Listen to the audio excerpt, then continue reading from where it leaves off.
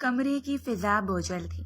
چھت پر لٹکتی مدھم روشنی کمرے کے کونے میں سایہ سا بنا رہی تھی. فرش پر بکھرے پھولوں کی مہک اب گھٹن سی دینے لگی تھی. دیواروں پر ٹنگی خوشنما سجاوٹ گویا اس کی اندرونی کیفیت کا مذاق اڑا رہی تھی. بستر کے کنارے وہ سکڑی سمٹی بیٹھی تھی.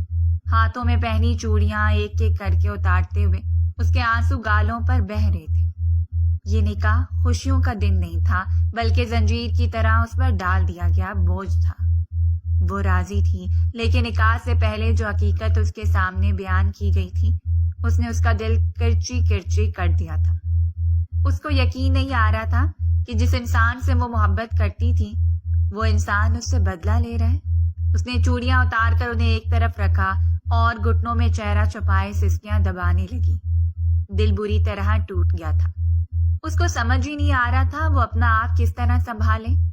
کمرے کی خاموشی میں اس کی رونے کی آواز ہی سب سے نمایاں تھی.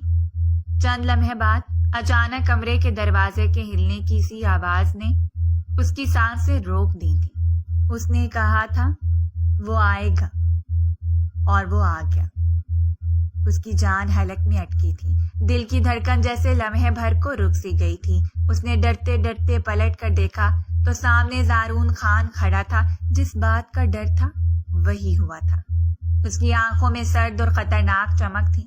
وہ چیخنے ہی لگی تھی مگر اگلے ہی لمحے زارون نے تیزی سے آگے بڑھ کر اس کے منہ پر ہاتھ رکھ دیا تھا. خوف کے مارے اس کی آنکھیں ابل آئی تھیں. وہ اس کو دیکھتے ہوئے نہایت سرد لہجے میں بولا خاموش احمق لڑکی. وہ سرگوشی نما آواز میں بولا. اس کی آنکھوں میں غصہ اور زہر گھلا ہوا تھا. وہ اس کو دیکھتے ہوئے زہریلے لہجے میں بولا میں نے کہا تھا نا نکاح تم سے ہی کروں گا ہر قیمت پر. تمہیں تنہا نہیں چھوڑوں گا لیکن رخصتی کیے بغیر تمہاری ذات کو رونتا بھی رہوں گا. آج تمہیں ایک ٹریلر ملے گا اور پھر ہر رات تمہیں ایک پوری فلم دیا کروں گا. اس کے لہجے میں صفاقی تھی.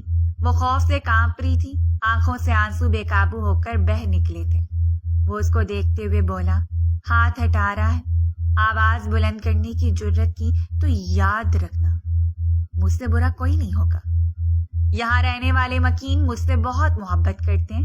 میری کسی بھی بات پر ایمان لے آئیں گے لیکن تمہارے لیے اگلی بار مجھ جیسا درندہ قابو کرنا مشکل ہو جائے گا. یہ کہتے ہی اس نے اس کے منہ سے ہاتھ ہٹا دیا تھا. وہ یکدم اس کے قدموں میں گر گئی اور دونوں ہاتھ جوڑ کر اس کی طرف دیکھتے ہوئے لرزتی آواز میں بولی پلیز خان ایسا مت کریں. میں نے کچھ نہیں کیا. میں بے قصور ہوں. آپ میرے ساتھ ایسا نہیں کر سکتے. جو بھی کچھ ہوا وہ سب میری ماں نے کیا تھا. میرا اس میں کیا قصور. میں تو کبھی ان سے ملی بھی نہیں. اس واقعے کے بعد ہم میں سے کسی نے ایک نے بھی ان کی شکل نہیں دیکھی.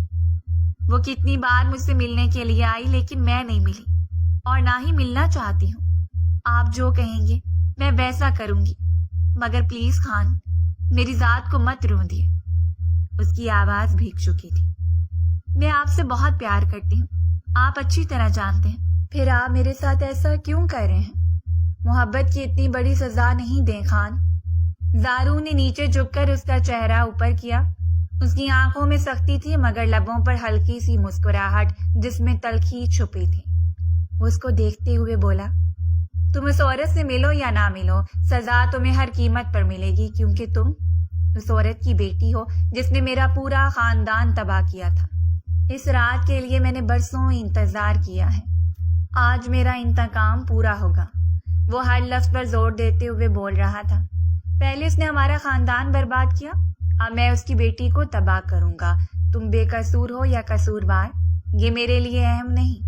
تمہاری ماں تمہارے لیے ہر پل تڑپتی ہے اور جب اسے پتا چلے گا کہ تم خوش نہیں ہو تم ہر رات روتی ہو تب اسے احساس ہوگا کہ اس نے ماضی میں ہم سے کیا چھینا تھا اور اب میں اسے کیا لوٹا رہا ہوں.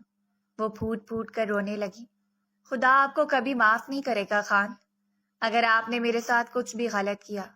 اس کے الفاظ ٹوٹ پھوٹ کا شکار تھے مگر دل کی گہرائیوں سے نکلے تھے. زارو نے لمحہ بھر اسے غور سے دیکھا جیسے اس کے خوف اور درد کو اندر تک پڑ رہا ہو. پھر دھیرے سے اس کے قریب آ کر بولا میں کسی کے ساتھ کچھ غلط نہیں کرتا. قدرت ان کے ساتھ خود غلط کرتی ہے اور تم اب میری زندگی میں ہو. میرا دل جو چاہے گا وہ کروں گا، مجھے روکنے والا کوئی نہیں ہے، اور جس نے بھی مجھے روکنے کی کوشش کی وہ تمہاری بربادی کا خود مختار ہوگا۔ یہ کہتے ہی وہ اسے بستر پر دھکیل چکا تھا۔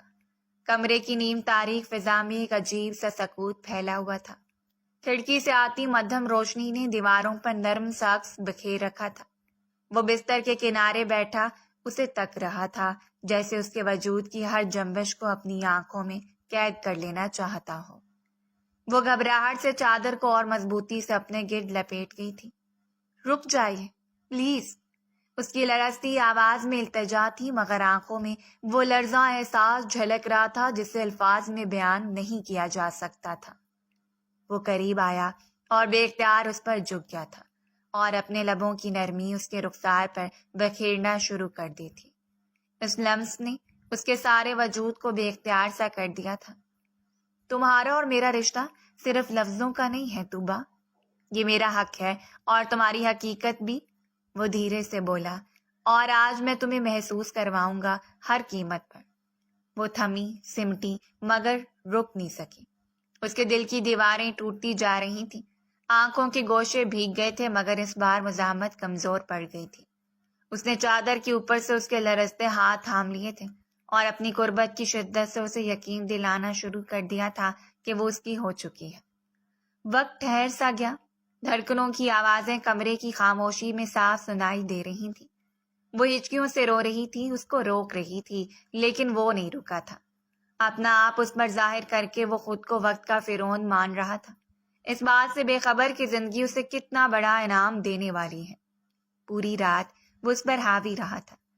فجر سے پہلے اسے تکلیف میں چھوڑ کر چلا گیا تھا، جبکہ وہ روتی رہ گئی تھی۔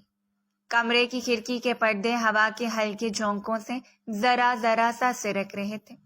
سورج کی کرنیں نیم تاریک کمرے میں داخل ہو کر فرش پر بکھر رہی تھیں۔ کمرے میں پھولوں کی خوشبو مدھم سی باقی تھی، لیکن اس خوشبو میں اب گھٹن اور بوجھ محسوس ہو رہا تھا۔ وہ بستر پر ابھی تک لیٹی تھی، کمرے کی فضا